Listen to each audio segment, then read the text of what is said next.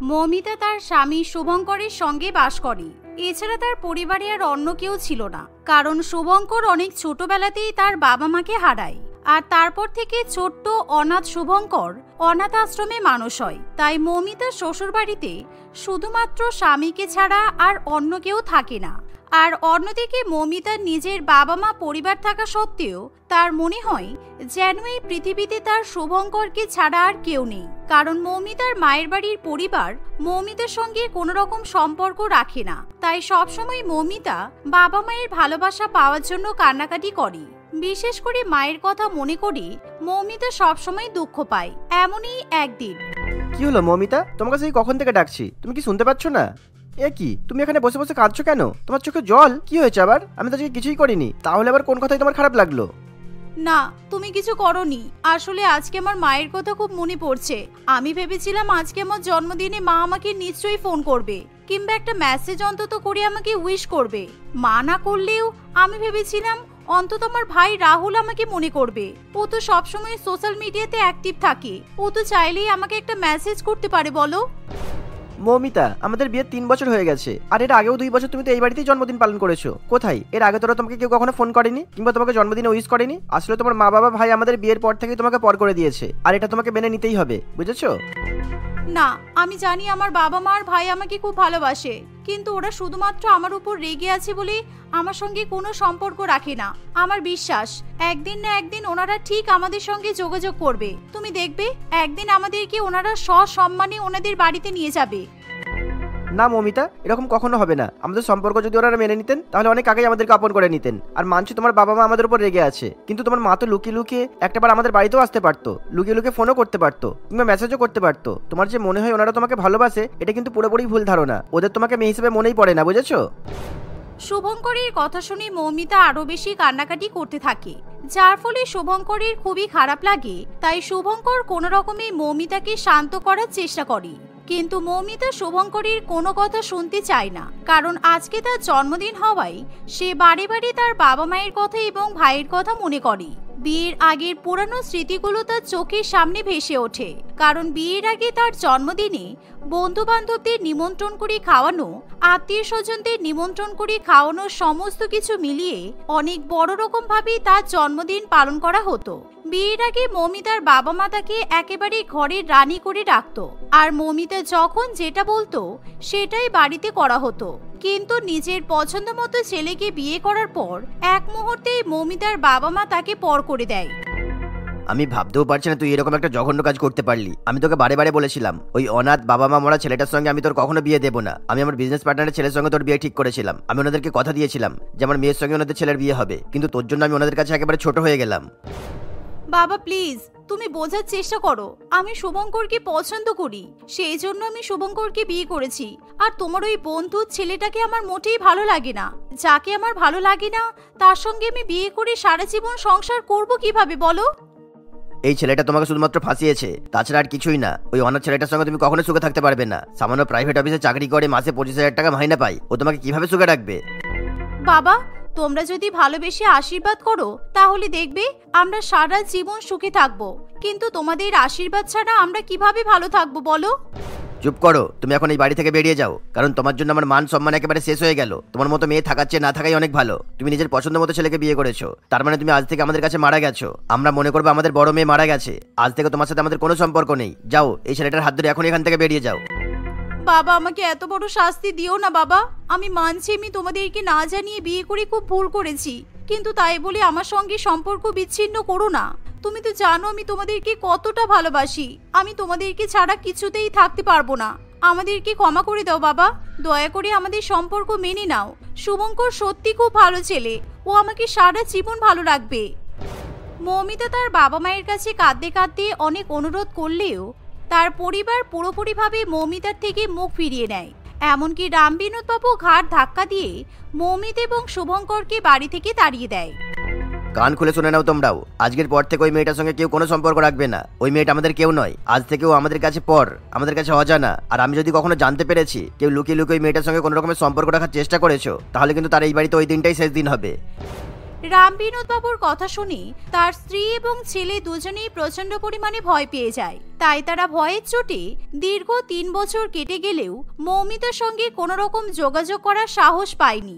আর এভাবেই নিজের পছন্দ করা শুভঙ্করকে বিয়ে করার পর থেকে মৌমিতা তার বাবা মায়ের কাছে পর হয়ে যায়। তবে শুভঙ্কর খুবই ভালো ছেলে। বিয়ের পর সে প্রচন্ড পরিমাণে পরিশ্রম করে নিজস্ব একটা ব্যবসা খোলে আর প্রচুর টাকা ইনকাম করতে শুরু করে, যার ফলে সে এখন মৌমিতার সমস্ত ছোট বড় স্বপ্ন পূরণ করতে পারে। তবুও মৌমিতা কিছুতেই তার বাবা মাকে এবং ভাইকে ছাড়া খুশিতে থাকতে পারে না।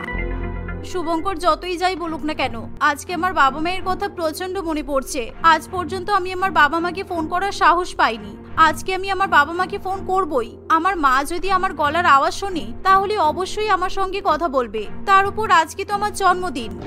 এই বলে মৌমিতা তার মায়ের ফোন নাম্বারে ফোন করে। দীর্ঘ 3 বছর পর মায়ের ফোনের কলার টিউন শোনার পর মৌমিতার বুক একেবারে কেঁপে ওঠে, কিন্তু মৌমিতার মা কিছুতেই তার ফোন ধরে না। মায়ের এখনো পর্যন্ত স্বভাব গেল না। নিশ্চয়ই ফোন বাইরে রেখে রান্নাঘরে আছে, সেই জন্য ফোনের রিং শুনতে পাচ্ছে না। তা না হলে আমার ফোন নাম্বার দেখলে মা নিশ্চয়ই ফোন ধরবে। এই বলে মৌমিতা বারে বারে ফোন করতে থাকে। কিন্তু অন্যদিকে মৌমিতার বাবা রামবিনোদ বাবু প্রচন্ড পরিমাণে বিরক্ত হয়ে ওঠে। কি হলো, কখন থেকে ফোন পাচ্ছ, তুমি কি শুনতে পাচ্ছ না? ফোনটা ধরো, কে ফোন করছে বারে বারে তোমাকে? এই শুনে কাঞ্চনা দেবী ভয় পেয়ে যায় আর সে তখনই ভয়ে ভয়ে মৌমিতার ফোনটা ধরে। হ্যালো মা, কেমন আছো তুমি? বাবা কেমন আছে? আমার ভাই কেমন আছে? কতদিন হয়ে গেল তোমাদের সঙ্গে কথা হয় না। আমার তোমাদের কথা খুব মনে পড়ে মা। কতদিন নিজের চোখে তোমাদেরকে দেখিনি বলো তো। আজকে আমার জন্মদিন, তাই তোমাদের কথা আমার অনেক মনে পড়ছিল। মা, আমার কথা কি তোমাদের একবারও মনে পড়ে না? তোমরা কি সত্যি সত্যি আমাকে পর করে দিয়েছো? এই বলে মৌমিতার প্রচন্ড পরিমাণে কাঁদতে থাকে। আর মৌমিতার কান্নার আওয়াজ শুনে কাঞ্চনা দেবীর বুক একেবারে ফেটে যায়। কিন্তু তবুও যেহেতু মৌমিতার বাবা তার একেবারেই সামনে বসে থাকে, সেই জন্য ভয়ের চোটে সে মৌমিতার সঙ্গে খারাপ ব্যবহার করতে বাধ্য হয়। Sorry, wrong number. আপনি নিশ্চয়ই ভুল জায়গায় ফোন করেছেন। মায়ের কথা শুনে মৌমিতা প্রচন্ড পরিমাণে অবাক হয়। মা, এ তুমি কি বলছো? আমি তোমার মেয়ে মৌমিতা বলছি। তুমি আমার গলার আওয়াজও চিনতে পারছো না? আমি জানি তুমি আমার সঙ্গে মজা করছো, তাই না? সরি, মৌমিতা নামে আমি কাউকে চিনি না। বললাম তো রং নাম্বার। দ্বিতীয়বার এই নাম্বারে ফোন করে আমাকে বিরক্ত করবেন না, তা না হলে আপনাকে ব্লক করতে বাধ্য হব।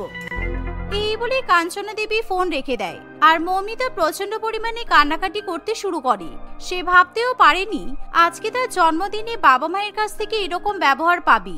অন্যদিকে মৌমিতা ফোন করেছে দেখে রামবিনোদ বাবু প্রচন্ড পরিমাণে তার স্ত্রীর উপর রেগে যায়। তুমি আমার সামনে নাটক করছো? আমি যখন থাকি না তার মানে তুমি লুকিয়ে লুকিয়ে নিশ্চয়ই মেয়েটার সঙ্গে কথা বলো, তাই তো? আজকে আমি বাড়িতে আছি, আমার সামনেও ফোন করছে বলে তুমি ধরা পড়ে গেলে। তোমার এত সাহস এলো কোথা থেকে? তুমি কি চাও ওই বাড়ি থেকে বেরিয়ে যাও আর গিয়ে ওই মেয়েটার সঙ্গে থাকো? যাও, ওই বাড়ি থেকে বেরিয়ে যাও আর ওই মেয়েটার সঙ্গে গিয়ে থাকো। তুমি কি বলছো এসব? আমি সত্যি বলছি, এই 3 বছরে আমি কখনো মৌমিতার সঙ্গে কোনো রকম যোগাযোগ করিনি। মৌমিতা বলল আজকে ওর জন্মদিন, সেই জন্য ওর আমাদের কথা খুব মনে পড়ছিল, তাই ও হয়তো আমাদেরকে ফোন করলো। তুমি তো দেখলে আমি ওর সঙ্গে কথা বলিনি। আমি তো তোমার কথা অমান্য করিনি। চুপ করো। মৌমিতা মৌমিতা মৌমিতা মৌমিতা নামে এই বাড়িতে আগে কেউ কখনো ছিল না। আমি এই নামটা আমার জীবন থেকে বহু আগে মুছে ফেলেছি। আমার সামনে এই নামটা তুমি উচ্চারণ পর্যন্ত করবে না। আর হ্যাঁ, তুমি আজ থেকে ফোনও ব্যবহার করবে না। দাও, তোমার ফোনটা দাও আমাকে। এই বলে রামবিনোদ বাবু তখনই তার স্ত্রীর ফোনটা আছাড় মেরে ভেঙে দেয়। অন্যদিকে মৌমিতা মনে মনে প্রচন্ড পরিমাণে কষ্ট পায়। আর সে ভেবেই নেয় সে হয়তো আর কখনো তার বাবা মায়ের মুখ পর্যন্ত দেখতে পারবে না। এরকম ভাবে আরো কিছুদিন কাটে। আর একদিন মৌমিতা যখন এক শপিং মলে শপিং করতে যায়, তখন তার পিসির সঙ্গে দেখা হয়। আর পিসিকে দেখে মৌমিতা প্রচন্ড পরিমাণে খুশি হয়। পিসি, কেমন আছো তুমি? আমাকে চিনতে পারছো? আমি মৌমিতা। আমার বাবা মা কেমন আছে? আমার ভাই কেমন আছে? তুমি তো আমাদের বাড়ির কাছেই থাকো, তুমি নিশ্চয়ই জানবে যে আমার পরিবারের সবাই কেমন আছে। হ্যাঁ রে মা, সবাই খুব ভালো আছে। এই তো 10 দিন পর তোর ভাইয়ের বিয়ে হবে। বাড়িতে বিয়ের অনুষ্ঠানের জোর কদমে আয়োজন চলছে। আমি জানি তোকে তোর বাবা মা বিয়েতে নিমন্ত্রণ করেনি। তোর বাবাকে কত করে বললাম, অনেক হয়েছে, সবকিছু ভুলে গিয়ে এবার মেয়ে জামাইকে আপন করে নাও। কিন্তু তোর বাবা কারোর কথা শুনবে না। বলেই দিয়েছে উনি, তোকে কোনো রকম ভাবে নিমন্ত্রণ করা হবে না। কি আর করবি রে মা, তোর একটা ভুলের জন্য তোকে সারা জীবন এভাবেই আফসোস করতে হবে। এমন কথা শুনে মৌমিতার মন পুরোপুরি ভেঙে যায়। আর সে তখনই কাঁদতে কাঁদতে বাড়িতে ফিরে যায়। জানো শুভঙ্কর, 10 দিন পর আমার একমাত্র ভাইয়ের বিয়ে, আমার ছোট ভাইয়ের বিয়ে, কিন্তু আমার ভাইয়ের বিয়ের অনুষ্ঠানেও আমাকে নিমন্ত্রণ করা হলো না। তুমি ঠিকই বলেছো, আমার বাবা মা আমাকে সত্যি সত্যি পর করে দিয়েছে। ওনারা আর কখনো আমাদেরকে আপন করে নেবে না। আমি ওনাদের কাছে সত্যি সত্যি মারা গেছি। উফ মৌমিতা, তুমি কেন সবসময় তোমার ফ্যামিলিকে নিয়ে এত চিন্তা ভাবনা করো? ওরা ওদের জীবনে খুশি আছে, ওরা আমাদের কথা কখনো মনে করে না। তাহলে তুমি কেন বারবার ওদের জীবনে কি চলছে সেগুলো খোঁজ খবর নেওয়ার চেষ্টা করছো? আমার কথা শোনো, ওদেরকে নিয়ে ভাবনা চিন্তা করার দরকারই নেই। তাহলে দেখবে তুমি খুব সুখে থাকবে। এখন চলো, তোমাকে নিয়ে আমি একটু বাইরে থেকে ঘুরে নিয়ে আসি, তাহলে তোমার মনটাও ভালো হবে। এই বলে শুভঙ্কর সন্ধেবেলা মৌমিতাকে নিয়ে বাইরে ঘুরতে চলে যায়। তারা এদিক ওদিক ঘোরাফেরা করার পর রাত্রিবেলা এক রেস্টুরেন্ট থেকে ডিনার করে বাড়ির দিকে রওনা দেয়। কিন্তু তারা যখন বাইকে করে রাস্তা দিয়ে যায়, তখনই তারা দুজন গুন্ডাকে এক মেয়ের সঙ্গে অসভ্যতামি করতে দেখে। আর সেই মেয়েটা সাহায্যের জন্য চিৎকার করে করে কান্নাকাটি করতে থাকে। ছেড়ে দাও, দয়া করে ছেড়ে দাও আমাকে, আমি তোমাদের কি ক্ষতি করেছি? কেউ আছো? দয়া করে এই শয়তানগুলোর হাত থেকে আমাকে বাঁচাও, কেউ বাঁচাও আমাকে। এমন সময় শুভঙ্কর নন্দিনীকে রক্ষা করার জন্য এগিয়ে যায়। শুভঙ্কর একটা ভারী বস্তু দিয়ে গুন্ডাগুলোকে আঘাত করার চেষ্টা করে, যার ফলে শুভঙ্করকেও তাদের কাছে প্রচন্ড পরিমাণে মার খেতে হয়। ইতিমধ্যে মৌমিতাও পুলিশকে ফোন করে দেওয়ায় খুব তাড়াতাড়ি পুলিশ এসে সেখানে পৌঁছায়। পুলিশ গুন্ডাগুলোকে ধরে নিয়ে চলে যায়, কিন্তু শুভঙ্কর প্রচন্ড পরিমাণে আহত হয়ে পড়ে। এমন সময় সেখানে নন্দিনীর বাবা মা এবং নন্দিনীর হবু শ্বশুরবাড়ির লোকজন চলে আসে। আর যাদেরকে দেখে মৌমিতা প্রচন্ড পরিমাণে অবাক হয়, কারণ নন্দিনী ছিল মৌমিতার ভাই রাহুলের হবু বউ। আর 3 বছর পর মৌমিতা তার বাবা মা এবং ভাইকে চোখের সামনে দেখতে পেয়ে প্রচন্ড পরিমাণে কান্নাকাটি করতে শুরু করে। রাহুল, আজকে তোমার দিদি আর জামাইবাবু এখানে না এলে আমার অনেক বড় ক্ষতি হয়ে যেত। তুমি তোমার দিদি আর জামাইবাবুর ফটো আমাকে দেখিয়েছিলে বলে আমি এদেরকে প্রথমবার দেখেই চিনতে পেরেছি। এনারা সত্যিই খুবই ভালো মানুষ। দেখো, তোমার জামাইবাবু আমাকে রক্ষা করতে গিয়ে নিজে কেমন ভাবে আহত হয়ে পড়েছে। কাকু কাকিমা, আমি আপনাদের কাছে হাত জোড় করে অনুরোধ করছি, এরকম একটা ভালো মানুষকে আপনারা দয়া করে আর কষ্ট দেবেন না।